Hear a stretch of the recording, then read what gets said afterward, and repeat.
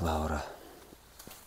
Assalamu alaikum, урматтуу дыйкан фермерлер. Бүгүн 12 май 2022 жылда Озерныйда Нурал деген байкен теплицасында Турциянын эң алдыңкы компаниясы Yüksel Tohum деген компаниянын Laura F1 деген күнөсканада жана сырткы талаада өстүрүлүүчү мына мондай болгон сыртты корнишон бадыраңдар өстүрүлүп турат. Бул бадыраңдар ушул күндө түшүмдү берип аткан кези бул бадыраң 2 март күнү, то есть 2 апрель күнү ушул жерге теплицага көчөтүнөн отургузулган.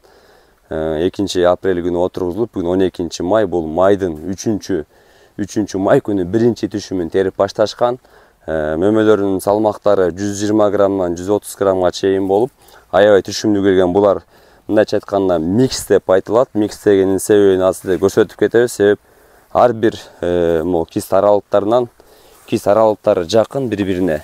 Мондай болуп түшүмдү аябай көп салган. Мына могул жерде бир кист эле 4төн, 5тен, 3төн, 4төн, 5тен болуп мындай болуп. Ушундай болгон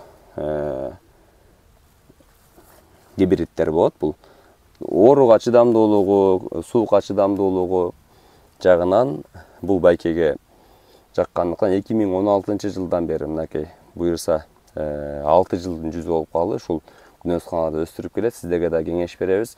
Жогорудан видеодон да кененирээк маалымат аласыздар. Дыйканга береке болсун.